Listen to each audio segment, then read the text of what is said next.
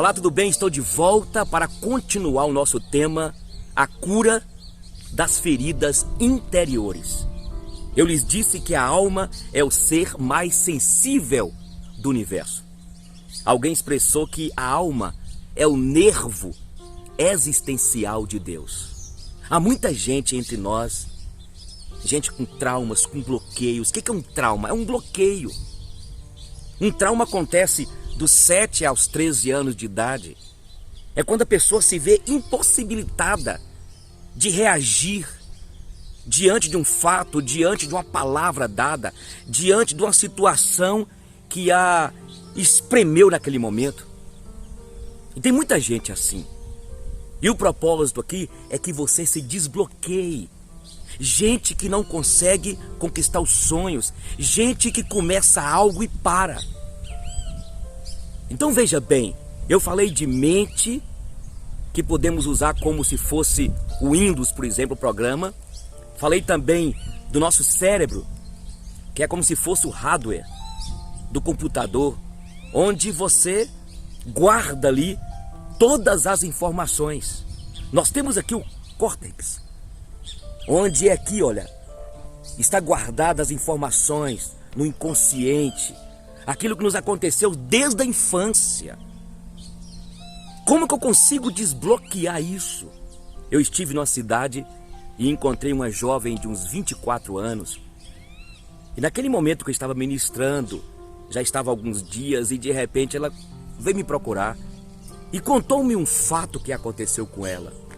Quando ela tinha uns 8, 9 anos de idade, o seu pai, um homem grosso, um homem estúpido, um homem agressivo, havia falado com ela que ela não prestava nem para ser prostituta. Aquilo foi como se fosse um ferrão enfiado nos psiquismos, na alma daquela menina. E ela cresceu com ódio, com revolta do seu pai. Ela era bem magrinha, magérrima na infância, e ela também quando eu a conheci. E eu pude ali conversar com ela, contar as minhas experiências e falar sobre imagem, que Deus nos fez a imagem e semelhança dele. Eu sei que naqueles dias que eu fiquei ali, aquela menina foi desbloqueada, mas ainda guardava algumas arestas, e que a levou a fazer um curso de psicologia e ser uma psicóloga extraordinária. Aquele problema, ela conseguiu ressignificar aquilo e foi curada. E está sendo usada na vida de tantas outras e outros que guardam aí ferrões de desprezo, chagas abertas, traumas, complexos. Qual é o complexo que você tem? Talvez uma palavra dada pelo seu pai ainda na sua infância, uma frase, uma declaração que te achatou por dentro.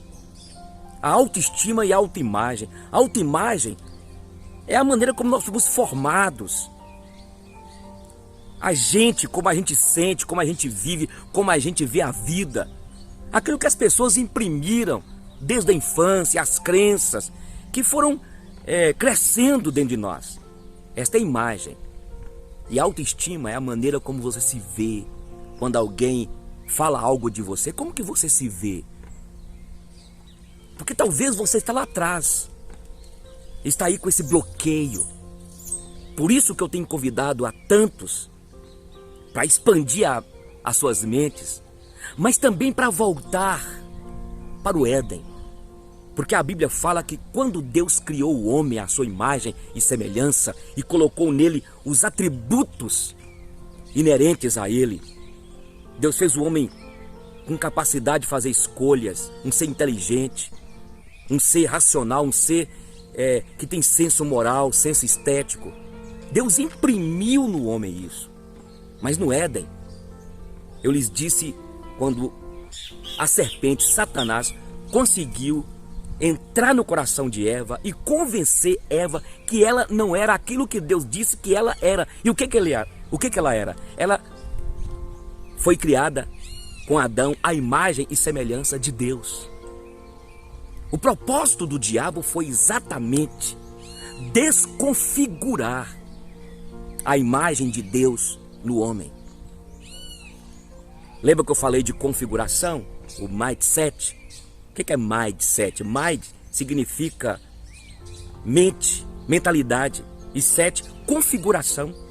Lá no Éden, Adão e Eva foram configurados pelo Criador de uma maneira extraordinária. Imprimiu no homem, no ser, obra-prima da sua graça, virtudes, atributos que os caracterizavam, quem eles eram, quem definia a imagem deles. Mas aí o inimigo conseguiu dizer para Eva que ela não era imagem de Deus, que ela não tinha o que Deus escondia dela e Adão. O diabo conseguiu injetar no coração de Eva e também de Adão que eles precisavam de conhecer. Eles abandonaram a sabedoria. Conseguiu transformar Adão e Eva, que foram criados para o domínio, para o gerenciamento do Éden, do paraíso, o lugar de delícias. Tirou eles da posição que Deus os colocou e transformou-os em escravos. E de lá para cá, as configurações, porque a configuração de Deus foi essa, imagem e semelhança. De lá para cá, as sociedades, as culturas, as famílias, as pessoas receberam outras crenças, outras configurações diversas. E essas configurações cada vez mais distanciando as pessoas de Deus. Por isso que você tem de entender aquilo que seu pai falou de você, aquele abuso, aquela humilhação que você sofreu. Você mesmo já chegou ao ponto de admitir que você não é nada, que você não vale nada. Você mesmo chegou ao ponto de admitir que não tem jeito para você. Entende? E aí você tem esse complexo aí, você vive num vitimismo, uma autocomiseração, dó de si mesma, de si mesmo. Foi o que aconteceu no Éden, quando Deus falou com Eva, primeiramente com Adão. Adão falou: a mulher que tu me deste, me deu do fruto, eu comi. Foi falar com Eva, a Eva falou assim: mas a serpente me enganou. Aí a serpente, foi o querubim lá que tu fizeste que me possuiu. Então olha, eu aqui sou vítima. Você tem de entender isso. Você tem condições de reconfigurar a sua mente aqui, olha. Aqui. É preciso então você começar a ver como aquela menina que eu falei. Onde? O que te aconteceu? É preciso você avaliar, cair em si e ver onde está esse problema. Onde está? Aquilo que de vez em quando vem à sua memória e que te deixa mal, que te deixa para baixo. Que de repente você está alegre, quando o pensamento vem, você abate. Você não é aquilo que o seu pai falou. Você não é aquilo que o diabo falou. Você não é aquilo que a tua mãe e o teu pai falou. Você não é aquilo que o teu marido falou. Você é obra-prima da graça de Deus. Você é imagem e semelhança de Deus. Por que você vive aí esta vida mesquinha? Por que você vive aí tão apegado às coisas? Porque você foi configurado assim. Por que você, sendo um cristão, você acha que dinheiro não presta? Por quê? Porque na tua casa, ou até as crenças que vocês tiveram, dizia que dinheiro não presta. Tem gente que tem complexo, não é? Acha que você teme a Deus, você não pode ficar rico, você não pode ganhar dinheiro.